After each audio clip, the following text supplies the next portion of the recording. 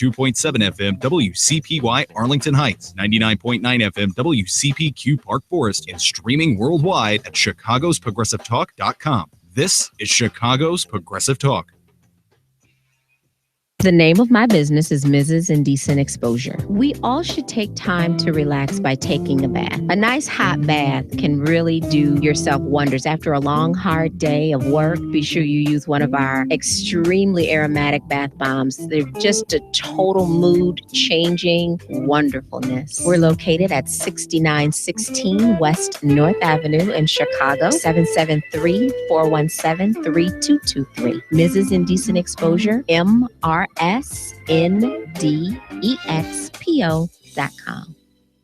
Policies issued by American General Life Insurance Company, Houston, Texas. Not available in all states. All benefits are subject to policy definitions, limitations, and exclusions. For details, visit qualityoflifeinsurance.com. Quality of life means health and peace of mind. Quality of life insurance means protecting your family if you die, but it can also provide income if you suffer a serious illness or injury and need financial help to maintain your lifestyle. To find out more, contact the Polaris Insurance Agency. Visit polarisadvice.com or call 312-951-2606 to learn about how we can help you make a plan for your future. That's 312-951-2606. The Howard University online EMBA is tailor-made for busy professionals seeking a competitive edge in business and government organizations. Their 18-month program also connects you through their elite networking and professional development events, including an optional trip to China. For more information, go to howardemba.com. Are you looking for the best residential and commercial laundry service in the Chicagoland area? Then you want PleaseDoMyLaundry.com. That's PleaseDoMyLaundry.com. The following is a paid program and does not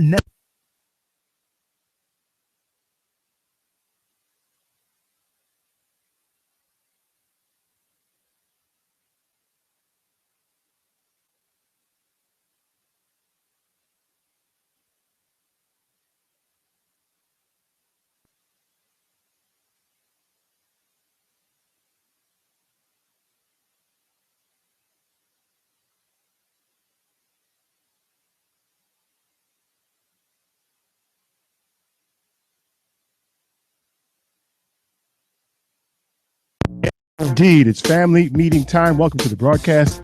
I'm your host, Eric Grant, and my co-host, my man, Rob. What's up, baby? What up, E. Grant? How you doing, man? Good. How you doing, bro? Hey, listen, there was a sighting this week. We had great weather. Oh, yeah? Yeah, we had great 2 weather. days. You know what that means? 2 days. What? White people in shorts. I know. I saw a lot of that. It wasn't that damn warm. Wearing shorts already. I saw that. Yeah, you saw that too? Yeah, I did. I was mad. I was still cold, man. I was Yeah. still cold. Welcome to the broadcast. I don't know. You got an idiom for us today, man? You got one for us? Idiom quote. It's not going to be an idiom. It's going to be a quote. Yeah, depending on how the show goes. Okay, well, we'll figure that out later then. If it's goofy, it's going to be an idiom. But if it's profound, it'll be a quote. Okay, if you say so. Yeah, so you'll know by the end of the show how I felt about the show. Okay. And of course, in the space shuttle cockpit controlling everything, our girl, everybody's girl, Lady B. Email us at info@tfm@radio show and visit us on a newly formatted website. We have a new website. We're fancy now. Yeah. tfmradioshow.com is our website. Go check us out. You'll find almost everything there, and most importantly, our archived broadcasts. It's the most important thing. I get begged for that all the time. What about the broadcast? I didn't get a chance to hear it today. Well, you can catch it on our webpage. Go visit tfmradioshow.com. We are all over social media. Why is the phone ringing already? What did I do? What did I say? Hello? What the hell did I say? Hey. We're all over social media at Facebook at The Family Meeting Radio. We're on Twitter because we're what, Rob? Twitch. At TFM Radio Show. We're on Google Plus and live streaming on our YouTube channel right now. You can catch us there if you're so inclined. You can also catch our archived broadcasts on our YouTube channel. So we're everywhere now. So don't tell me you can't find us. We're there, okay? The Family Meeting is sponsored by Polaris' Save and Plan. Simply sign up to save monthly and get empowering financial advice. Visit saveandplan.com. That's saveandplan.com. Okay, so we went a little different today, didn't we? Yeah. We had a little news, news highlights. That was nice. For everybody. Yeah, that was pretty cool, I thought. Yeah, good job in there, Tressa. Appreciate that, girl. Yeah. Thank you. You're welcome. Thank you. I got to tell you about my shower today, too, by the way. I got something for you, girl. I do. Yeah.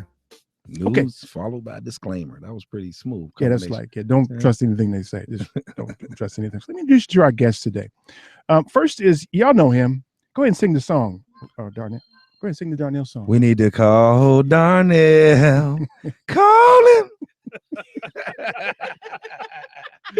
Well, he made it. So that was pretty close to the original. Yeah, that was Robert, good, man. You're talented. Yeah, he's been practicing too, by the way. He does that all the time. That's Darnell Lyle, attorney Darnell Lyles, counselor and attorney at law, and all that other stuff that you like to talk about. Howard, he's a graduate. What you major in undergrad, man? Psychology. Really? Yes. Crazy as you are. Know you so well. Really? Mm-hmm. Yeah. Oh my God. Okay, so that's Darnell Lyles, majored in psychology at Howard University, graduated in 1955, and also went to Howard Law School. Didn't you? You did, didn't you? Graduated from there in 1932. Did you? How old are you, man? Damn. That's Darnell Lyles. You can find him in Gary, Indiana. He's a criminal defense attorney. Wow. A lot of business in Gary. A lot of business. I'm just saying. Wow. I'm just saying. Huh? That's why he's so rich, see? And then our next guest is someone that I stalked. Because I saw her on PBS, and I was like, now that is the female, with all due respect. I know, because I know what you said earlier. Neil deGrasse Tyson, because she was explaining science stuff in English. Right. On TV. I was like, wow, I actually understood what she said. And she said it in like 4 sentences. I was like, I get that. I get that. For the life of me, I can't remember what you were talking about. I think it was they discovered something in space, or a new planet. The new, no, it wasn't the new planet, was it? it? Black hole. It was the sound of the black hole, I think, right? Yeah, Rob was saying, get close to the microphone. Yeah. Planet 9. Was it Planet 9? Okay, well, I don't remember. Whatever. See, it must not have been that memorable. No, but I understood though. I understood whatever you said. I was like, I get that. I get it. That's a Rabia Mayes, right? I got it right, didn't I? It's Mayes, but that's all right. That's what I said. Rabia Mayes. Right. That's what I said. I don't care how many degrees you got. That's what I said. Rabia Mayes. She's just on her way back she just got back from the motherland. I was. Yeah, you got to tell us about that today too. Rabia is she earned her undergraduate from UMBC, baby. Retrievers. Is that what they are? Don't laugh. Really? Yeah, it's a really cute dog, but it's not tough. Really? No football team, but we had a chess team. Okay, that's University of Maryland, Baltimore County. She got a BS in biochemistry and molecular biology. That's the beginnings of a geek right there. And she's got an MS and a PhD in biochemistry and molecular biology from the University of Chicago. That confirmed geekness. Wrapped it all up real tight and like, I'm a confirmed geek. Proud to be.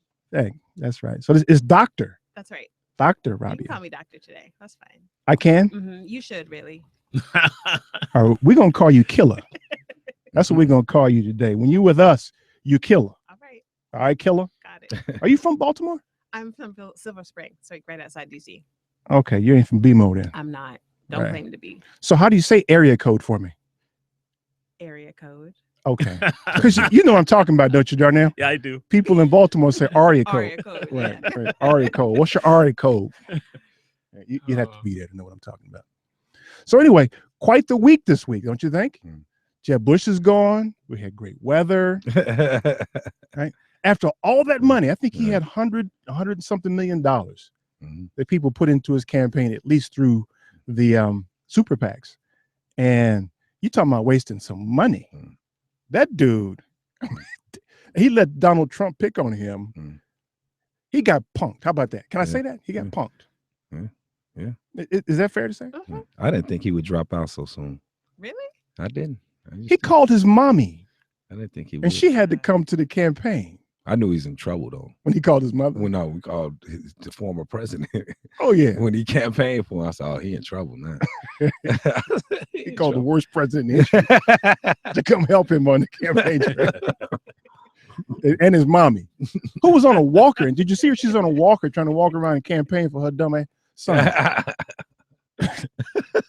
I bet she hitting him in the head right now because he wasted all that money. You wasted all that money and you didn't get but 3-4% of the vote. Anywhere. I wonder how much each one of those votes cost. Yeah, like $1 million a piece because he probably got like 9 votes. But you know, this whole thing with Scalia really kind of caught my eye this week. Of course, there's one side of the aisle saying that, okay, we should wait until the next president to select the. Where you guys lie on that? Goofy. What do you think about That's it? goofy. That's goofy. I mean, you always. I mean, that's totally disrespecting the position, the standing position of a president, to even suggest that that appointment wait for the next president to come. That's a goofy thought to me. Well, you're a barrister, Darnell. What do you think, man? Whether the president should nominate? You heard me, man. I'd like you paying attention for a second. He got clients. He's busy in Gary. No, what are you doing, man? He definitely that's his job to nominate. Mm-hmm. Well, that's really easy of you. Well, that's his job, and I think he should make a nomination, which I fully think he's going to do. Robbie? It's also almost a full year until he's out of office. It's Right. not like we're talking 2 weeks before the end of his term. Right. So the fact even that the Republicans are coming out planning to block any Mhm. nomination before it's even started is ludicrous. It's Yeah. part of his job. We're in the middle of session right now in the Supreme Court. So we don't have the luxury of just hanging out with a missing justice. There's some cases, I think, pending right now where that vote is going to be really important. So absolutely, he needs to do it. It's part of his job. We got a year. Get it done. Right. I think, though, we get ourselves caught up in the argument about whether he can appoint them or not. And I think the Republicans' position is they're not even going to hold hearings. Yeah. Or give them an up and down vote. Right. And there seems like there's some dereliction of duty if you don't at least have hearings. Even if you don't want to have hearings, you just vote no. Mhm. It seems like they should do something. Although we do know that Congress is notorious now for basically doing nothing. And they're going to fall in line apparently with that same line.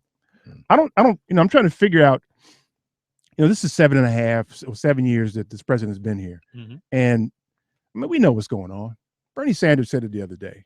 I mean, nobody ever asked him about his dad who was born in Poland who came over here. And he said, why do you think that is? It's because of his brown costume that he's wearing. But we know this. But in this day and age, you can walk around and deny racism because it manifests itself in a way that we don't see in the newsreels, where they turn hoses on you or sick dogs on you anymore. It's more insidious. It's more down low. It presents itself in dog whistle politics. It is the impetus for the Donald Trump movement. Yeah. It's what's driving these people to spit on Hispanics, Right. or Latinos that come to this rally. Mhm.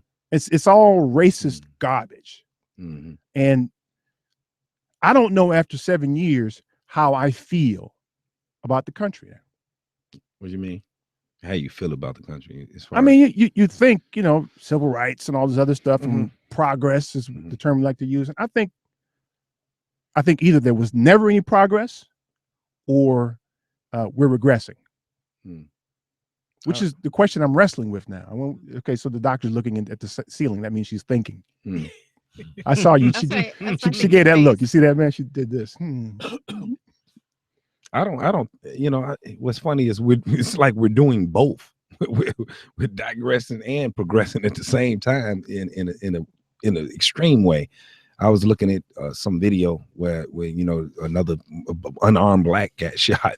And I was, I just couldn't help but look and observe from a standpoint that a lot of those whites that are in that position to pull a trigger or make a decision like that, they're taking advantage of this little naive. It's legal that they can do what they're doing per se. Technically, it's legal, but it's from an ignorance in the sense of what a lot of those unarmed blacks are ignorant of, and they're jumping in that hole and they're taking advantage of that ignorance, so to speak, which makes them wrong, which makes them to knowing, because you would want to edify somebody from, being ignorant at that moment. That seems to be the job of a public officer. Right. Well, and that's I agree with you. That's part of the soup. But I mean, are we regressing now, or we just never made progress? Which is it? I don't think we're regressing. I think what's happening, that old guard, that person born in the 30s, 40s, they're still pretty much in positions of power, but they understand or have realized their mortality, and that America is approaching a new day where the younger people are not as inclined to be racist as some of their granddaddies and maybe daddies. And So that's a big worry for them. And they would like to somehow keep that control where they feel like they're in power and they won't lose power. But I think ultimately the power is going to be lost because America is getting browner. It's not getting whiter, it's getting browner. And that's the trend, that it'll be browner. What are they? I'm sorry, I'll let you weigh in. You want to weigh in on that? Well, I was just thinking, I mean, I feel like people of my generation, I was born in 79, so I'm in my 30s. And I think a lot of us. Hey, damn, you just got your driver's license. I got carded like 2 weeks ago. I was so happy. Excited. I know. Like, thank you. Yes. But I think, I was talking to some friends about social media and how that has really helped make things that have been happening for the past couple of decades transparent. These shootings are not new. Our awareness of them is new, right? The fact that we're seeing videos and dashboard cams and people are able to like live tweet out videos of people doing things and getting caught by things, that's just us being more aware of it. So I think for my generation, it might feel like we are regressing because we had the illusion of progress. And we just weren't privy to what was going on in the background. Yeah, but your generation, let's say when you were 10, it was 1989, right? Mm-hmm. Did you feel that there was a great deal of racism among like your peers, your fellow 10-year-olds, or yes, the people you went because to high the school first fight I got into was in elementary school when the white kid in my class named Andrew, won't say his last name, told me, my sister, and the only other Black girl in the classroom that he wished we could go back to slavery because he would own all three of us. Wow. Did you win the fight? Yeah. Yeah. You beat that boy down, We didn't you? did. All three of us did. And we got in trouble. And my mother was just telling me the story. The principal called and they had to go to the school. And she was like, we didn't get in trouble at all. She's like, I heard what he said. That was awful. Like, your girls are good. So yeah, I felt that, but I grew up in a predominantly white Well, so town. from that one incident, you thought there was a lot of racism in America? No, because that was just one. Yeah. I mean, I was called the N-word at school. My hair was nappy. I mean, all the stuff. Did you have any white friends? Yeah. All her friends are That probably was white. kind of all that was around. Yeah. And then my first boyfriend in college was white. My parents were like, what's going on? I'm like, why are you surprised? Got jungle fever. So I mean, really, some of the things we see nowadays, what's changed other than the fact that it manifests itself differently? I think things have changed. I wouldn't say, I'm not going to say the year I was born, but I would say things from when I came along, there were certain areas in Chicago you dared not go to. There's still areas in Chicago you dare not go to. Name two. Name two? Yeah. Edison Park. Who? Edison Park. Okay. Canaryville. Canaryville. Yeah. Any more game show questions? Any more game show questions, I don't even know brother? where those areas are, so I apparently don't go there. Well, I mean, it's different. But here recently, in the recent past, I bet you within the last 15 years, there was a kid who was beat down in that neighborhood for crossing over the Dan Ryan Expressway. Or Beecher. So if that same white kid went into Austin, what would happen to him? They probably beat his ass. Yeah. So I'm just saying. So again, what's changed? I think things have changed. I can't give you a list and say this. Well, you asked me for a list, so you're going to give me a list in a minute. When I come back from the break, you'll give me a list, brother, because you asked me for a list. I might be able to give you a list. Yeah, okay. Okay, so the number 773-763-9278. Stay tuned for more of the Family Meeting.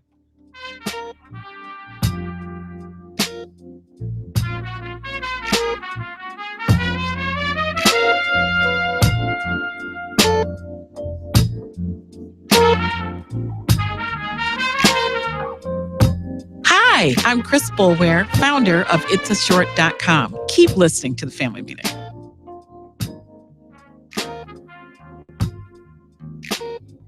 Do you have a pain that won't cease? A health issue that's not getting better? It may be time you visited Health on Earth Wellness Centers. With over 20 years experience, 4 Chicagoland locations, and patients that range from 2 months old to 93, Health on Earth Wellness Centers are fully prepared to meet all your chiropractic needs. We have state-of-the-art facilities in Crestwood, Tinley Park, the South Loop, and Naperville. Don't let being healthy be your last resort. Make it your first choice. Make an appointment today at healthonearth.org. That's healthonearth.org. Polaris is introducing a new way for you to get empowering financial advice, save, and plan.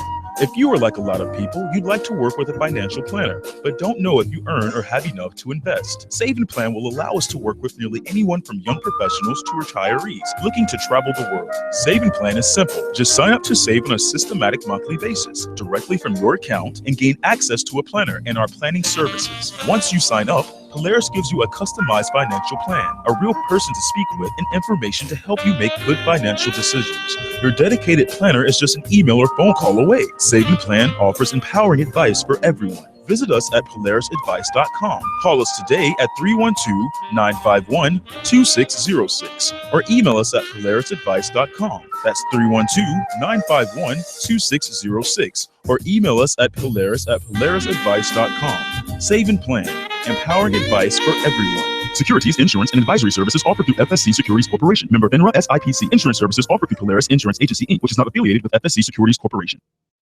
We have products that can change your life. Really? Sound like a big promise? If you're interested in helping people while you make a better life for your own family, then listen carefully. We have developed life insurance coverage that is so innovative that it's changing the way Americans think about, purchase, and use life insurance. Quality of life insurance is affordable life insurance that can protect your customers if they die, but it can also provide benefits if a policyholder gets sick or injured and survives. We are growing. If you like to help people and want to be part of an innovative company that values service and promotes a positive work-life balance, consider what we have to offer. To find out more, contact the Polaris Insurance Agency. Visit polarisadvice.com or call 312-951-2606 to learn about how we can help you make a plan for your future. That's 312-951-2606. The Law Office of Darnell Lyles is ready to help you. Whether it's personal injury, criminal, DUI and OWI, nursing home, product liability, it doesn't matter. Call 219-939-9LAW. That's 219-939-9529. That's right. When you're driving and get into a wreck. You better call Darnell. Had a few drinks too many? A cop hits you with a DUI or OWI? I think you better call Darnell. Arrested and facing criminal charges, misdemeanor or felony? I think you better call Darnell. Purchase a product that causes you or a loved one harm? I think you better call Darnell. When your loved one is neglected and abused in a nursing home? I think you better call Darnell. That's right. You better call Attorney Darnell Lyles and get represented right. And the first consultation is free. Yes, free. So call right now. 219-939-9LAW. That's 219-939-9529. Attorney Darnell Lyles. Darnell Lyles.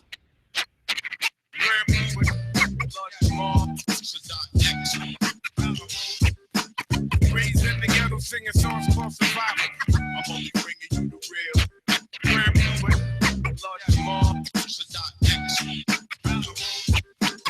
Raised in the ghetto singing songs for survival. If you know what I'm talking about. This is Vince Verzi, a consultant with bizbloom.com. Welcome back to the Family Meeting. Yes, indeed. The number 773-763-9278. That's 773-763-9278. So usual, man, when we get this thing on TV, when we get it on TV, it's going to be real, baby, because y'all going to see what goes on during the breaks. We need a disclaimer during the break, though. What happens on the break needs to be on cable TV. You can't have it on regular TV. 773-763-9278. I think we haven't made progress at all. I think it's just morphed. I think it's changed. It's something else now. Let me jump in this point real quick with make it quick. I want to get these phones, man. Yeah, kind of like I want to first of all, my lady Tanisha, she just opened a thrift store and a upscale thrift store. She got to pay for advertising, bro. She get a free shout out today because I'm proud of her. She opened a thrift store in Canton, Michigan. I mean, Westland, Michigan. And she brought up an interesting point the other day. She said it made her reflect off of how many years business owners, white business owners in America had businesses and were not paying for labor. You know, just being a business owner is making you think like, man, if I didn't have to pay for labor for years and years and years and years, right. You know, you have some wealth too. Yeah, you have some wealth too. You know, I thought that was an interesting point. Generational wealth. To your point about it being a lack of progress, you know, you know, because it's putting us at a disadvantage. You hear that a lot, but you know, you never hear discrete examples on what were you talking about. And that's the perfect example. Somebody owning a business and don't have to pay for any labor for generations at a time. Well, to Darnell's point, I mean, I think his argument is that you could do whatever you want to do. Yeah. And I don't completely disagree with you on that, Darnell, but I think Rabia made kind of a point. So if I wanted to go buy a business, you're right. Some of the barriers are presented by my inability to get financing. Okay, so you could argue, well, why your credit's so raggedy? But you can't, because if your credit was not raggedy, there is all kinds of evidence now that people with the exact same credit history and score are getting unequal lending power from Right. banks. I mean, there's lawsuits being actively settled right now around all that. Right. So you could have the same credit as a white person or a non-black person and get a higher interest rate, less money today, Right. legally. And to Rob's point, I mean, that's a very salient point, because we got Donald Trump in front of us today. He said he got a small business loan from his dad of $1 million. Generational wealth is an important factor in what goes on next. So Darnell does well for himself, but you did that mostly by yourself. Well, I had people help me. Well, of course you did, but you didn't. Your daddy didn't leave you $2 million. Yeah. My dad's still alive, and he hasn't given me $2. There you go. See? To talk about progression, I want to give you an example, real quick example of progression, though. Now, personally, I go to a mixed church. So I run this program, Basketball and Beyond. And then I went to one of the guys, the director of the church, about Flint, Michigan water, the crisis in Flint, Michigan. He's a white guy. You know, I said, hey, you know, Alan, hey, you know, can we do anything? Can we gather some water and send some water to Flint? He said, do you think they'll take a check? That was his instinctive response. That was his instinctive response. So he got with the deacons. They, you know, when we wrote the check for $1,000 to Pastor Rodney Williams, who called in the show, and Bernadette Jefferson. Right. $1,000. He has $1,000 because of generational wealth. Well, no, not he wrote the check. The church wrote the check, and the church is a mixed church. Okay. So you have white people that are instinctively responding to need. So that is progression, and it came from maybe. I don't know because benevolent. I understand benevolence. Yeah, it's still a sign of progression. Well, no, I mean, but progression, I think, and I bet you Darnell would agree with this, is economic wealth. Yeah. So we need to have some money and some wealth, wealth more than money, because that's what we're missing is wealth. We're talking about identifying instinctive responses, instinctive expressions from white people toward black people. I'm not talking about that. As a form. I know you're not talking about it. But I'm just saying it can be easily identified as an example of progression. Yeah. It can easily be identified because you can't call. But there's always been white people that have supported people of color. Absolutely. And to me, we need to spend more energy on identifying and pointing out those so we can all kind of like elevate. One day we hope to get to a post-racial society. That's what we hope. That's the intent of us. Watch this though. I bet you that if you, for all the stories you can read about white people helping in the civil rights movement, you can find an equal number of stories of white people who weren't necessarily say, I'll help you, I'll send you some money. Don't come up here and stay in my house. Yeah, I mean, don't come move in my neighborhood. Yeah. Right. Which one would you rather have? Somebody putting an expression that will change your circumstance with money, or you? Yeah, but you know that's the thing, though. Write me a check for $1,000. My circumstance, I got water now. I don't know if my situation has changed. You did. You ain't had water at first. No, that's low ball. That's short term. That's feeding you a fish without teaching you how to fish, just to give you the water. Right. Exactly. Yeah. Let me get Matt's been holding for a minute here. Let me make sure I got my phones on first here. Let's get Matt. Matt, what's up, man? Eric, hello. Doctor, hello. I've been waiting. Before I get into my actual point, I have to say that I've been waiting for a very, very long time to say this to you, Mr. Darnell. You better call Darnell. And yeah, I know I'm tone deaf, but I deal with it. Thank you. You're welcome. Although I did imagine that going better in my head. Anyway, look, people who are listening to this show, which I know is just about everyone in Illinois and over the net, are you guys crazy? Did this man, this Donald Trump, this Yahoo with a bag comb over that looks like he's got a squirrel sitting on his head, really get 50 delegates last night? And then the one man in the entire race who, don't get me wrong, I'm not a Republican. I think that they're all crazy. But the one truly, possibly sensible man in the entire race is now gone from the Republican primary race. I mean, people, if this man comes to Illinois and he wins the delegates from this state, we're doomed. You guys have to start using your head. You cannot seriously insist on putting this man into office. We're talking about South Carolina, though. You know, South Carolina's in the South, right? Well, I understand that. Okay, I'm just saying, man. I thought it was in the West. Okay, it moved then. It moved. So it's in the South, man. But I mean, really, It was the first do we state to want this secede from the country- Union. First state to secede from the Union. The last one to rejoin. Do we want this country to go down the toilet? And I mean, look what the man has done to Chicago already. He put that nasty old sign up, makes everything look like it's Vegas in the middle of the night. He has a. Oh, you mean on this building? Trump sign. Yeah. His name on his Oh building. yeah, he's an egomaniac. I agree with you, man. I agree with you. And let's. You know what? Anyway, we gotta get out and vote, man. We gotta get out and vote. Yeah. Yep. Everybody, please get out and vote and use your head while you're voting. Anyway, y'all have a very good day. And let me tell you, if I ever have a car accident, I'm calling you, Darnell. You gotta sing it again, I'll be man. looking Sing it forward again, to man. hearing from Sing it again, man. All right, one more time. One more time. You better call Darnell. Call him. Yeah, Matt, go practice that, okay? Go practice Yeah, have a good night, guys. Got your back, brother. Thanks for calling. You need to go practice that a little bit, man. Let's get Earl Hyde Park Theater in progress. Earl, what's up? Come on, sit up, man. Sit up straight, man. Stop that. I can't help it, man. I thought my voice was bad. Oh, hey, brother, you got a lot of guts, boy. But no, that's the beauty of your show, man. I mean, you know, people feel comfortable with you. You know what I'm saying? Good. I hope so. But I don't agree that anybody can possibly say we haven't made progress because of the fact there's inequality and hatred and bias in the world. I mean, we have a black president, and I never thought certainly that I would have seen that in my lifetime. We got presidents of Fortune 500 companies who are black. We have generals that are in the services that are black. Come on, man. Don't do that now. Don't do that. Don't do single sources on me now. Listen, Malcolm said this once. If you stick a knife in my back, by the way, this is the anniversary of Malcolm's murder, by the way. If you stick a knife in my back and pull it out halfway, that's not progress. The knife is still in my back. Well, that's a false scenario. I mean, because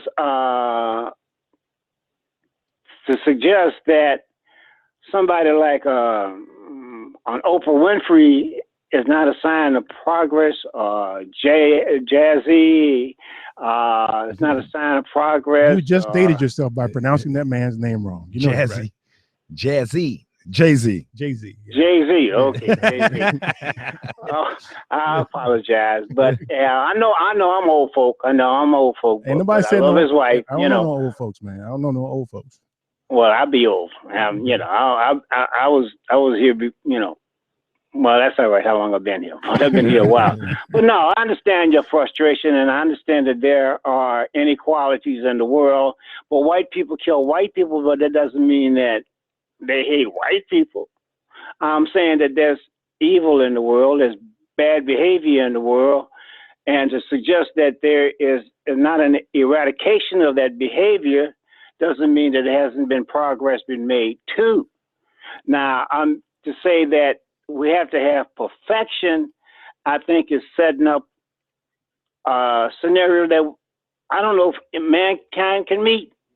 So I understand the frustration. I know I don't want to see any racism. I don't want to see any bias. Definitely don't want to see black folks getting shot unarmed in the streets.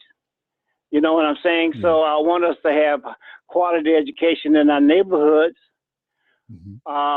I'd love to see a progressive black mayor in the city of Chicago. You know, there are things I would like to see again, but to suggest that our plight is just as bad as it once was. Man, I can remember, man, I could tell you back in the day in the South, there are a whole bunch of black folks that disappeared and have not been heard of since. That little railroad line that was running between the outer drive and the brick wall that's coming up for the IC tracks and stuff, a whole lot of black folks escaped with their lives and opportunities coming to the north that they weren't there in the south. And there was a time when we were moving back to the south, like Atlanta, because the opportunities were greater there. So I understand the frustration, guys, believe me, and I am frustrated just like you are. But I can also see that we do have wealth. You don't see it every day, but we have Jim Reynolds and John Rogers, and there are multitudes of black folk who have generational wealth now. And Oprah has generational wealth. Michael Jordan has generational wealth. We are making progress, but it's not at the same pace that we would like for it to be. That's my point. It's not at the same pace as the general public. But we're not always in the place of opportunity to take advantage of it. Yeah. Our situation is that we are not educated. Some of it is on fault of our own, and some of it is not. But the opportunities are better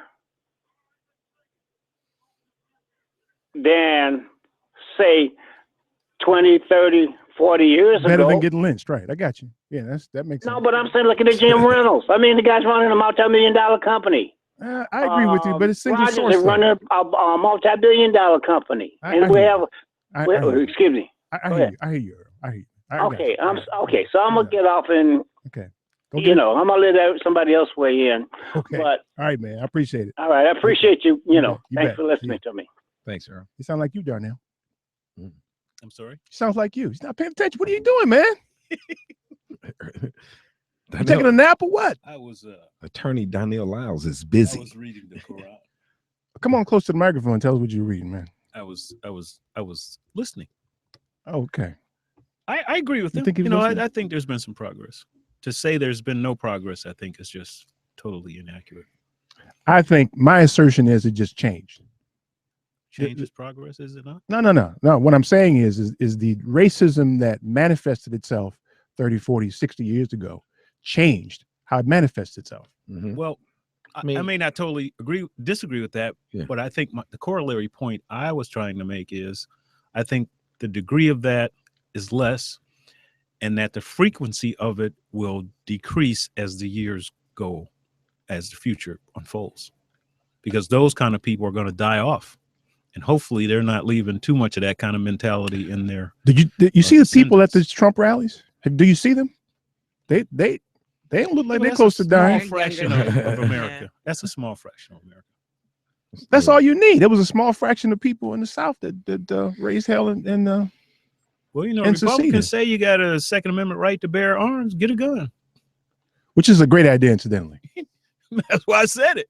Yeah. Because you have a right to protect yourself. I was watching Those guys, those militants, when they say, yeah, I need to have a gun, everybody should say that.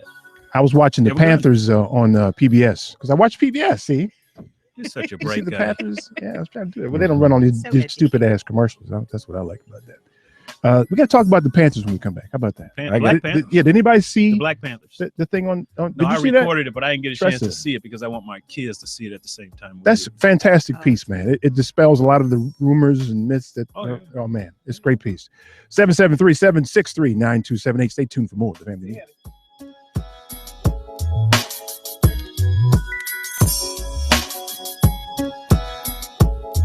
This is Gloria Castillo, President and CEO of Chicago United. Join us on the World Wide Web at chicago-united.org. Keep listening to the Family Meeting. Policies issued by American General Life Insurance Company, Houston, Texas. Not available in all states. All benefits are subject to policy definitions, limitations, and exclusions. For details, visit qualityouflifeinsurance.com. Traditionally, it's taken many kinds of insurance to give you security. Quality of Life Insurance is changing all that. It can provide life insurance, protect against disability, and provide benefits if you suffer a serious illness or injury and survive. To find out more, contact the Polaris Insurance Agency. Visit polarisadvice.com or call 312-951-2606 to learn about how we can help you make a plan for your future. That's 312-951-2606. The Howard University online EMBA is tailor-made for busy professionals seeking a competitive edge in business and government organizations.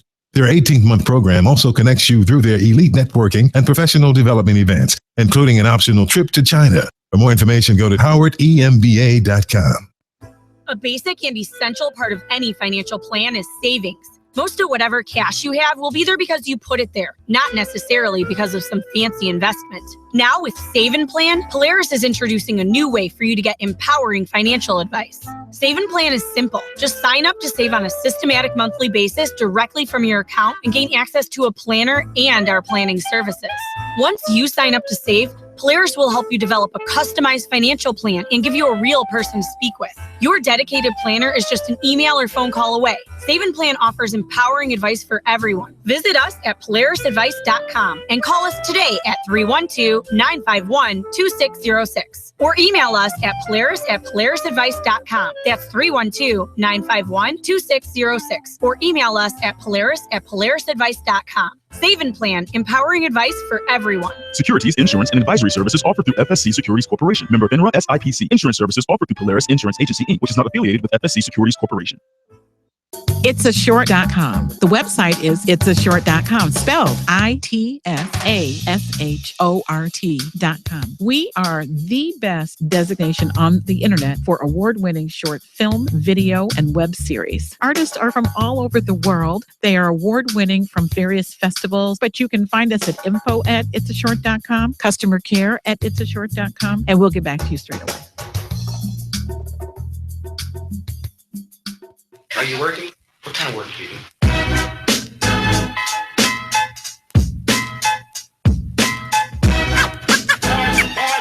What is it you want to do when you grow up?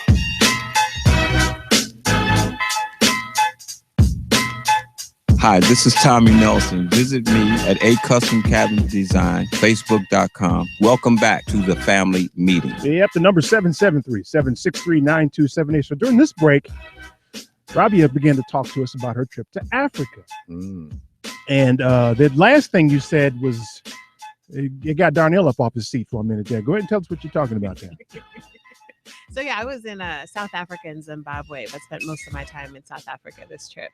And we were just talking a little bit about how, apartheid ended just about 22 years ago in South Africa. So it's not that long ago that legal segregation and oppression of Black people, which is the vast majority in South Africa, different from it is here in the US, was legal. And so the social systems and the constructs there are incredibly strong. And as a Black person who came in with my American passport and my kind of middle class privilege, in a lot of circumstances felt super uncomfortable. White people looked at me as though I didn't belong in a restaurant.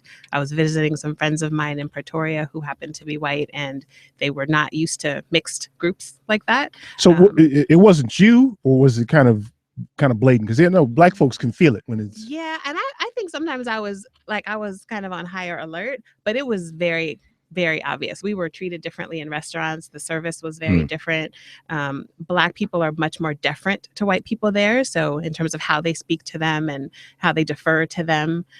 So they spoke to the white people very differently. And before they ever spoke to me, it was very interesting, much more uncomfortable than I expected, but honestly, not that different from some places here in the US. Like Mississippi, maybe. Or like Chicago. Quite frankly, we like to think Chicago's real northern and blue and progressive, and Chicago is deep south, for real. Well, North Mississippi. Yeah. Right, exactly. Yeah, that's interesting. And your travels took you to South Africa and where else? And Zimbabwe. And you were there for how long? I was there for 16 days. Yeah, I went. My family was going, and so a bunch of us went to stay in Cape Town for about a week. But then I just did some exploration on my own. Okay. I'm trying to cover the continent in the next few years, so there's a lot of ground to cover. Yeah, I think so. Yeah. It's beautiful. Yeah, that's gorgeous. And here's the thing that you all need to know. I asked her before she left to bring me something back. You know what she did? I brought back nothing. Not Boobka. I just want you to know I thought about it when I was there. You stop and lying, I chose man. To not bring anything. I just want you to know it was intentional. It wasn't an oversight. Really? It's like that now. I don't forget things. Okay. you know I fight girls, right? You know that, right? I'm just saying. You know I used to box and play rugby though, right? I don't really care, man. Okay. All right. I'm just saying. Y'all heard it here on the radio. I'm just saying. I'm just trying to say to you now. Next time. In case he's Next found time. dead. I'm going to Senegal next. I'll bring you something back. Oh, keep your little stinking stuff now. I don't want your little stinking stuff. Well, I But don't South forget that. Africa is beautiful. I want to say, like, it is a beautiful country. People should visit, and they're just figuring their stuff. They're 40 years behind us in terms of racial progress, which is not that long. So, How long is the flight? 2 days? like a day. Yeah. Yeah, like 8 hours to Europe and then 12 hours And down. my knees would be all jacked up after that flight. Yeah, man. you need You business gotta get up class and or walk something. around. I guess so. Unless I'm sitting next to a fat lady or something. Let me get Ivan in DuPage here. Ivan's calling. Hey, Ivan, what's up, man? Hey, what up, Eric? How you do, man? Hey, man, does Darnell do divorce? You got something going on, Ivan? Unfortunately, not Ivan. I was going to say we should have called Darnell. Anyway. You're pretty good at that, Ivan. You get my next commercial. Yeah, well, you better get in that business because men need some good divorce lawyers. Anyway, I just want to talk about Judge Scalia. Okay. Hey, Judge, adios. Rest in peace. But may your puritanical, racist, judicial attitudes burn in hell. Okay, I got my hand on the button here, so careful now. What do you think about that? Anyway, there has been racial progress. You know why? After Barack Obama was elected, the racists have came out of the closet. They're not hiding in there anymore. They're right out in the open. So that's good that we know who they are, where they are, and now we can take them down. Ah, good point. That's a good point. Now you've identified yourself. You're out of the closet. Took the sheet off, right? Ooh, yeah, they took the sheets off. That's right. Yeah. But really, it's so sickening they're putting them back on. Oh, yeah. But now we know who they are. It's a majority of the Republican Party, sorry to say. Yeah. Well, yeah, me too. They've been exposed. Yeah. They despise President Obama. They've obstructed and blocked everything he wanted to do. And so it's good we know who they are now. Yeah. Hey, man, good point, man. I appreciate it, man. Have a good one. Okay, cool. Okay. All right. Thanks, Ivan.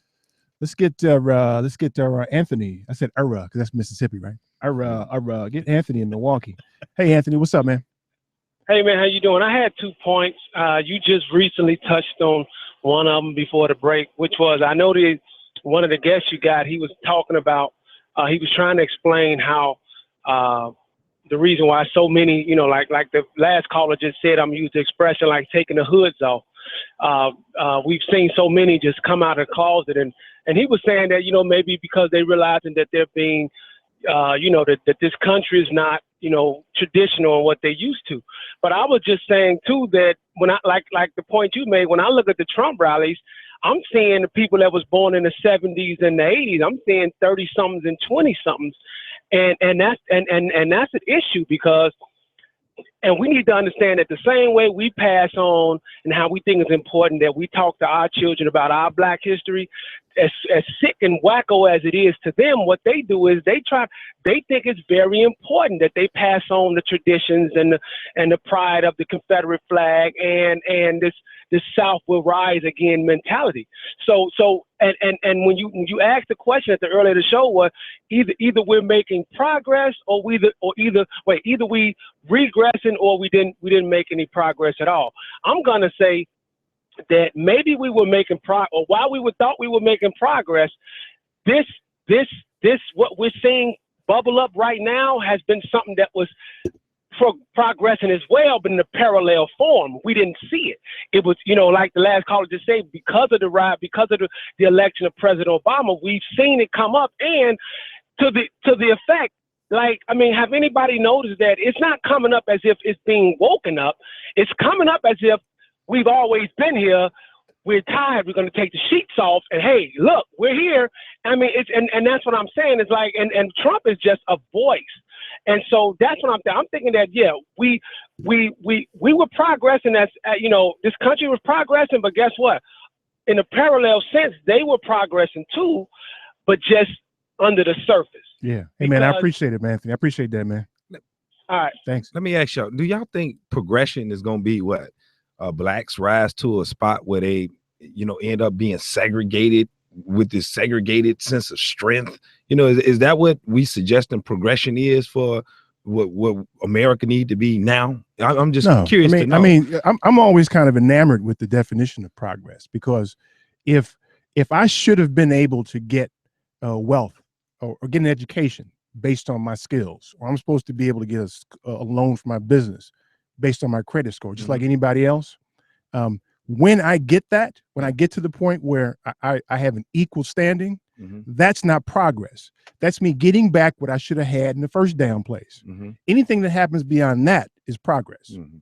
Yeah, because I'm trying to know if we're trying to say Flint, Michigan, or Detroit, Michigan, all of these lands of opportunity where people can invest in. Did you say Detroit is the land of opportunity? Land of opportunity Detroit. where people can invest in. I mean, it's land out there that you can buy. There's a lot of land. People are buying it. Yeah, I bet you they are, man. Now, when you're talking about where do blacks fit in the whole spectrum of things, of how do we reposition ourselves? Do we go buy land in Detroit to create these black empowered societies that we talk about, that will be like we was talking about during the break about how Chinatown has their own people working there? I mean, what do blacks do? But Rob, watch, man. Just a question. You go to the bank and try to get a loan to do that. Right. The reality is, statistically, you're less likely than the rest of the population to get a loan to do that. We say that. We say no, that's fact. No, what I'm saying is, we say that we got this idea about black empowerment. But then we also say that, man, when we talking amongst ourselves behind the scenes, we know how black people get along a lot of times. We know how we get along. We know we're not willing to invest in those people because we think so differently. For real. Like, this is not this is not a white person telling me how I should think about black people. Now, and I'm saying, what do we do with that reality? What do we do with it in order for us to really reposition ourselves to be progressive in what you call this society, and empowered? How do we empower ourselves without segregating ourselves? Well, that's kind of my question. I got you, and it sounds great in theory, but Eric's course is really access to capital. And one of the reasons Wealth. we don't have access to capital is because we don't have access to information. There's no law requiring a bank to list a credit score to each person they lend money to, that we could then go to a website and look at the people's credit scores who got $100,000. There's no law requiring that. But if there was that kind of transparency, where a black person, Hispanic, a white person could go to a website and look at Chase Bank, oh, this guy only had a 550 and they lent him $300,000. You see, that would sort of equal it out, because then you could say to the bank, well, wait a minute, my credit score, Robert says his credit score is 600, so he should be able to at least get that amount of money, all things being equal. So how we are continually kind of depressed is lack of knowledge that is provided to us by the dominant group. So if the dominant group lets you in on some of the things they know, then you can have access to opportunities, which then lead to access to capital. Let's face it, a lot of them making a lot of money are no smarter than some of the guys who got a GED and know enough about the metric system to make a lot of money selling cocaine. They're no smarter. Yeah, I agree. And invariably, if one or two get through, then we point to them as successes and say, see, it isn't that way. When the reality is, those are just a couple of successes. They're the exceptions, not the rule. Right. And so we need it to be the rule and not the exception. But we got to do our part too. Because we have our kids got to get educated, work hard, study hard. You know what I mean? We got to do our part too. Right. But because, I mean, at the end of the day, the statistics bear out what the real story is. If you represent 10 to 15% of the population, but half of the damn jail population, there's something going wrong. Right. It's incredibly wrong. Right. Absolutely. If you don't represent, if your growth and wealth in your community pales in comparison to every other community, something's going wrong. So maybe we own some of that. Not even maybe, we own some of that. We should take some responsibility for that. But at a certain level, you run into the system treating you differently, and that keeps you from getting over the hump. Right. And at that point, it doesn't matter what you did, whether you did it right or wrong. If the system is skewed against you, it doesn't matter if you did everything right. And that's where the rub is. Somebody the other night said something about, I think it was Bernie Sanders, said something about African Americans and whites smoking weed.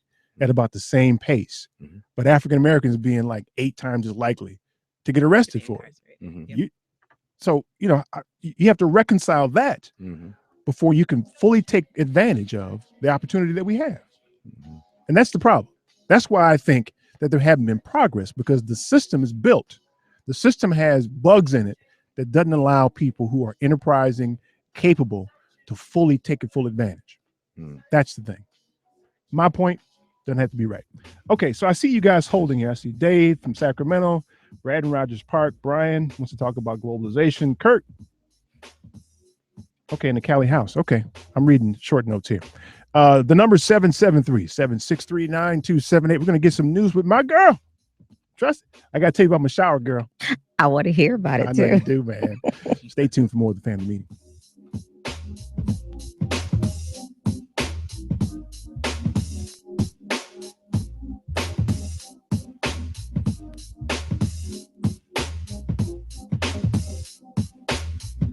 This is Jason Brown, General Counsel of Dyson and Howard University alum. Keep listening to the family meeting. Policies issued by American General Life Insurance Company, Houston, Texas. Not available in all states. All benefits are subject to policy definitions, limitations, and exclusions. For details, visit qualityouflifeinsurance.com. How do you describe quality of life? For most of us, it's about health, people we love, and peace of mind. Quality of life insurance is modern, affordable life insurance that works harder for you. It's there for your family if you die, but it can also provide benefits if you suffer a serious illness or injury and need financial help to maintain your lifestyle. Quality of life insurance even gives you options to build cash value for a more secure retirement. You've worked hard to attain your quality of life. We work hard to help you protect it. To find out more, contact the Polaris Insurance Agency. Visit polarisadvice.com or call 312-951-2606 to learn about how we can help you make a plan for your future. That's 312-951-2606. This is Carmen Ruffin, co-host of The Family Meeting. We love being here every Sunday. Our sponsors and advertisers make that possible. So if you're a business owner or a manager, please consider advertising on our show. There's something for every budget, from one commercial per show to a full sponsorship. For more information, contact the family meeting at info@tfmradioshow.com. That's info@tfmradioshow.com. And now the family meeting presents your Chicago Defender News. I'm Teresa McDonald, and here are the top stories from ChicagoDefender.com. President Obama will make history by becoming the first sitting president to visit Cuba in almost 9 decades. The president will make his trip sometime within the next few weeks as a part of a larger Latin American tour. The last president to visit Cuba was Calvin Coolidge, who spoke at the 1928 Pan American Conference. President Obama and Cuban President Raul Castro said they would work together towards repairing the relationship between the two countries. The two met last April for their first official meeting to restore the diplomatic relations that were severed in 1961. A Tennessee police officer is blaming Beyonce's Super Bowl halftime performance for a drive-by shooting that occurred outside of his home. 8 shots were fired outside Sheriff Robert Arnold's Rutherford County house while his wife and 2 children hid inside. No one was harmed. During a press conference the following day, Arnold singled out Beyonce's Black Pride performance and her homage to the Black Panthers as inspiration for the shooting. Meanwhile, Arnold is being investigated by the FBI for selling e-cigarettes to prisoners through a private company called Jail Cigs. He is also facing a police brutality lawsuit from the family of an inmate who was brutally beaten in his jail cell.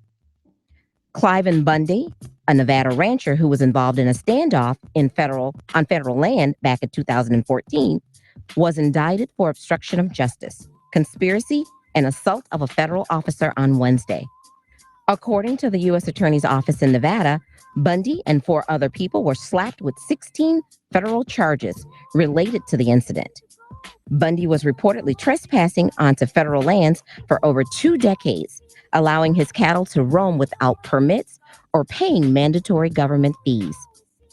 Persons who use force and violence against federal law enforcement officers who are enforcing court orders and nearly causing catastrophic loss of life or injury to others will be brought to justice, the U.S.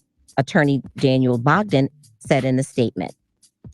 In response to the Republicans' call to let the president-elect choose Scalia's successor, President Obama vowed to nominate an indisputably qualified candidate to the Supreme Court in a bold stance, announcing his rejection of the Republican call that he cede the pick to his successor because the court vacancy comes late in his presidency and in the middle of an election year, and forego one of the most important and powerful opportunities a president gets.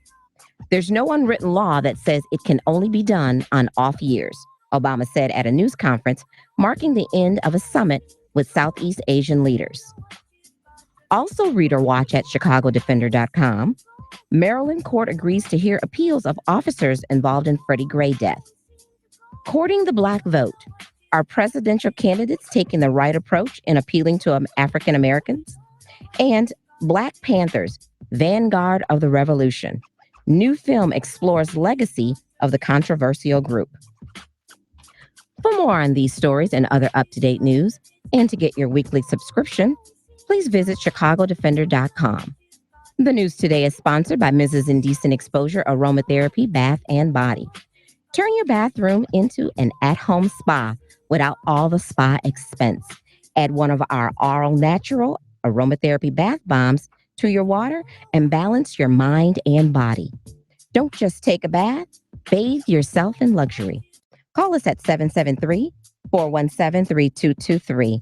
Mrs. Indecent Exposure, MRSNDEXPO.com. I'm Teresa McDonald, and this has been your Chicago Defender News. We'll be right back with more of the family meeting. After I tell you about my shower. I'm listening. I used my black soap this week, girl. Did you now? Yeah. I got a feeling that came over me. You know what I'm saying? You know? A feeling. Yeah. It ain't nasty, though. Tell me about it. I got to hear this one. I feel kind of like a flower. A flower. I mean, in a manly kind of way, I mean. A black flower. No, actually, a daffodil. A daffodil? Yeah, daffodil. Oh. I did. A yellow daffodil. I love it. I did. I absolutely love it. Is that an aromatic flower? It is. Is it? It is Well, absolutely. I just said to myself, daffodil. I love it. Thank you very much. Thank you. I'm gonna take a shower again next week just to get that feeling. Just to get that feeling. Yeah. I love it. Thanks, God. You're welcome.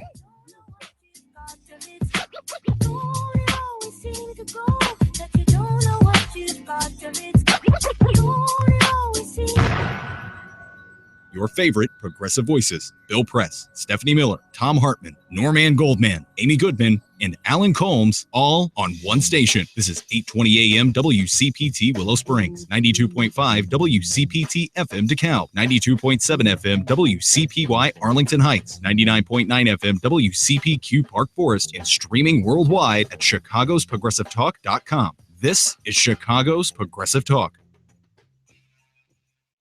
The name of my business is Mrs. Indecent Exposure. Stop in and check out our Forbidden Fruit bath bombs. We have Orgasmic Fantasy. And for the men, we have Extremely Sexy bath bombs. We also feature a Little Mrs. and a Little Masters line, a tween line, if you will. We're located at 6916 West North Avenue in Chicago, 773-417-3223. Mrs. Indecent Exposure, MRSNDEXPO.com.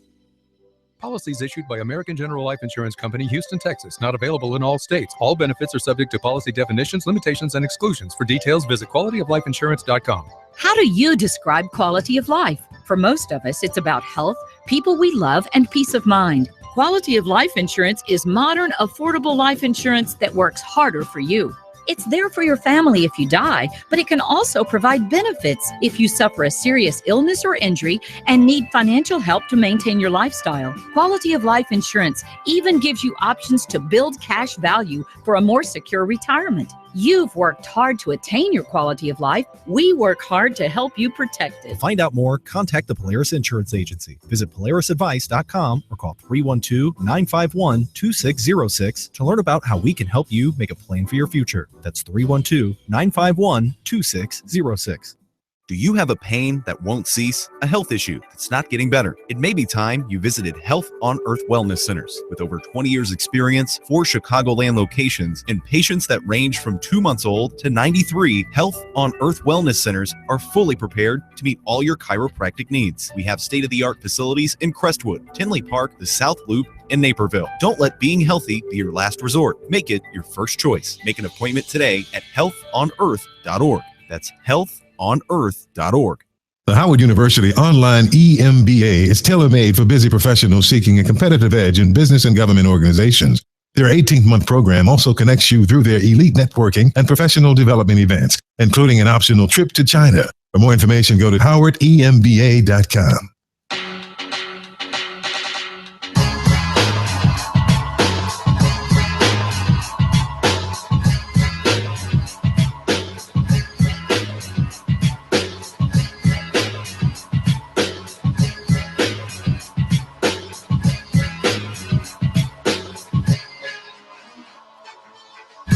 Hey, this is Stephanie Miller. Be sure to tune into my show Monday through Friday, 8 to 11 a.m. So right now, keep listening to The Family Meeting on Chicago's Progressive Talk, WCPT, AM and FM. That's right. The number 773-763-9278. Do y'all know who that is? Know who said this song? I don't. I ain't here to be. Y'all ain't really, man. This is Run DMC, man. Man. Y'all didn't know that, did you? What song is It's it? one of those obscure songs they had called Down with the King. Down with the King. All right, I got it now. Yeah. I ain't get it at first. Yeah, because it's no lyrics. It has to have lyrics to make But sense. see, that rap right there, that's when it felt good. See, Run DMC felt good. Yeah. Down with the King. They wasn't talking about nothing. You know, they was talking about my Adidas. Yeah. Then it changed. Oh, watch this. You talk too much. Man, you never shut up. Right, that's when it was fun. Rap was kind of fun. Well, we actually during the break we was talking about NWA movie. I mean, right, Yes. NWA movie. Yes. Darnell, what was you saying? You saw it? I saw it last night. Yes. Oh, yeah. And what did you think? I enjoyed the movie. I just You don't didn't like- enjoy music laden with profanity. But other than that, I respect the genre. Yeah. Speaking of movies, I watched Chirac last night. Chirac. You guys see that? I haven't seen it yet. You seen it? I Yeah. did. It was horrible. As a movie, it was not a good movie. It was horrible. Well, you know what? Because it was built for stage. Man, it is horrible. Yeah. If it was in the Yeah, stage, it'd have been better. That's fair. Yeah, Yeah. Because he tried to bring the actual story to the ghetto. Yeah, yeah. Because it was rhyming and stuff, and It was horrible. little too much acting, little over the top acting. But it's supposed to be because it's a stage play. It's really a stage It's a play. play. Yeah. He let us. Spike Lee shouldn't have did it. He shouldn't have been the one to direct it. And Well, it's the why? sad part, because I mean, I don't think Chicago that Chirac should not have been. The way it was that stagey feel. It didn't capture what Chicago was like at all. Well, I thought it was brilliant. Quite frankly, I thought that. Did you? I thought that it should have been a movie. I thought that it was awkward as a movie. Yeah. But when I put that aside and tried to get into what was going on, what he was trying to do, it was way deeper than the people who wanted to see it. Okay. The young folks who may not go to the theater. Mhm. If you're not a theater person, you couldn't get with it. Yeah, I mean, yeah. All right, she cocked her head there. Go ahead. I could see that. But what do you think about the content in terms of it's representing what's going on in Chicago? I mean, right now? it's not. I don't think it was supposed to represent the content in Chicago. I think it was supposed to be an over the top representation. Yeah. I mean, with Samuel Jackson as the court jester per se, right? And the women taking over the armory. Yeah, and it's just Yeah. unrealistic. The women put themselves on lockdown. Well, of course it is, but it was theatrical. It's supposed to be Right. theatrical. That's what makes Say it, man. Huh? Oh, you want to hear Tommy? Yeah. Oh, Tommy's here. Yeah, kinda Darnell's cool. been itching for Tommy. Yeah. What? Tommy got a thing, man? I haven't seen Tommy in quite a while. Really? No. Now, if they ever make a movie, I mean, you can't even make the movie about Chicago and call it Chirac no more. It's a missed opportunity. It felt like a missed opportunity to a lot of the younger generation because No, but I don't think it's supposed to do that though. I don't think it was supposed to do that. Well, that's like what- the movie Crooklyn, for instance. You see Crooklyn? Yeah, it was a goofy. Who Spike Spike Lee did that one too. I thought that movie. I thought that the camera, the photography in that movie was brilliant because it was kind of foggy and hazy most of the time. Yeah. And there's always kind of a sunrise. I thought that was great. Man. I'm kind of, you know, Chirac is full of GDs, black disciples, gangsters. That's what Chicago is full of. We E. talking Grant. about all of these. it wasn't supposed to be a documentary. Well, what I'm saying though, we talking about all this stuff that's going on in the black communities. We had an opportunity to forecast what was going on in a certain way, capture the heart of people that was willing to come in and step in and maybe assist in making some type of change in it. And we turned it into a stage play. Yeah, but I don't think that was his intent at Yeah, all. it wasn't It his was intent at just an all. artistic. What was more disappointing to me was what Spike Lee did in all of his interviews when people were criticizing the Mhm. film. He just shut down and was like tearing people apart who were raising valid criticisms about the film. He was just like, "No, that's what I'm doing. You're on some." I don't BS." know if I heard a valid criticism. And I could have missed one, but those who were trying to make this a movie that was going to address what was going on in Chicago, they missed because that's not what it was intended to do. What was it intended to do? It was just a stage, movie. It was play? It was a satire. It was just a movie. entertainment. Yeah. Really, satire. Yeah, how can we tell him what kind of movie to make? This is his movie. No, but if he's an artist and putting his artwork out there to be consumed by the masses, he should be able to be present and respond to criticism and No. questions. No, why? No, why should he respond? Because he's getting our money. Well, you know, he's gonna get it either way. we just But start- the criticism centered largely around the seriousness of the issue, Right. and the movie wasn't meant to address that. Yeah, and that's the missed opportunity. That's what felt like. That's what the missed opportunity. It felt like it was that, because just like anything else, if you write a movie about Ray Charles, you want something to be real, and that's what Chirac had the opportunity. Who wants it to be real? I'm just saying, you want Ray Charles movie to be real. You want it to be accurate. You want it to be factual. Most situations you'll cover something happened in Afghanistan, you will want real elements of what happens in Afghanistan in the movie. You will want that Well, I in mean, the but movie. in all centered fairness, around- there were real elements in the movie. I mean, it was in Chicago. There were real elements. That was it. It was in Chicago. No, That was actually, I the don't think real that was it. I think that the notion that there's a gang wars and senseless shootings and the issues around mother's pain and death, a lot of those issues were addressed in that movie. It was delivered in a way that the people who needed to be touched couldn't be touched. It didn't even seem like Chicago. It seemed like It wasn't supposed to be Chicago. I didn't see it. It was Chirac. It wasn't supposed to be Chicago though. It Why was a takeoff of a very old play. Chirac. No, Liz what- Estrada. Yeah, Liz Estrada. It was a takeoff of a very old play. It was a remake of that. He was using the a name. theatrical thing.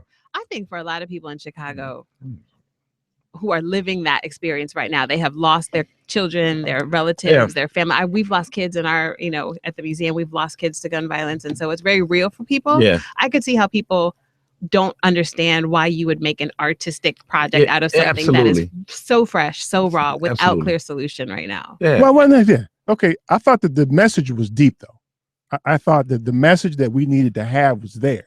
Yeah, you from Milwaukee, you would. That ain't got nothing to do with it. But Listen, that's a the way the brother walked out at the end, Yeah. right? Yeah. When he confessed to his crime and walked out at the end. Yeah. But therein lied a message.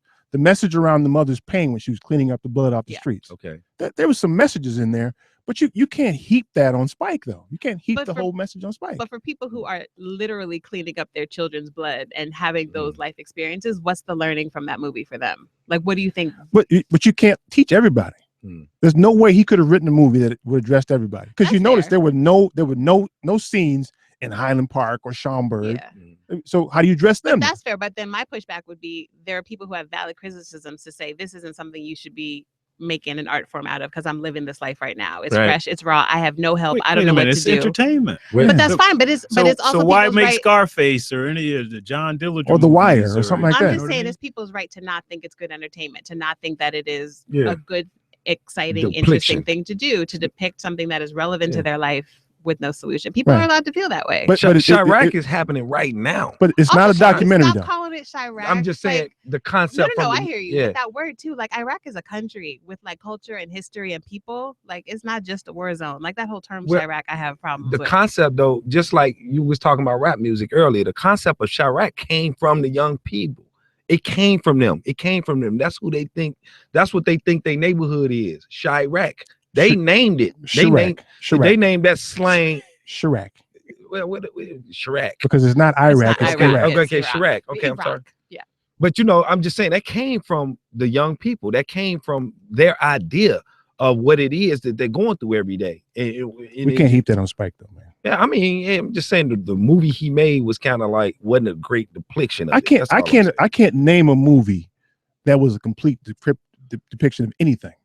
Yeah. It's some movies that was even the Malcolm X, even Ray Charles's movie. None of those depicted everything. Yeah, no, they didn't, but they were more accurate than the Chirac movie. What's accurate? Somebody gets shot. What's accurate? Right. I mean, if you're using actual people, then there's some accuracy involved. If you're using an actual city, the actual city was in the movie. Now that would have been beautiful if you would have, like she was saying, those family members and mothers of those kids who got killed and saw they hurt, and you put the story. If you did a documentary, if you did a documentary, they did a documentary, a stage play documentary. If you'd have had that as the explanations of what impact it have on those families, then would have had potential to have more impact on people outside of Chicago. Then call a documentarian to do that. Then okay, call a documentarian, not Spike, not Spike.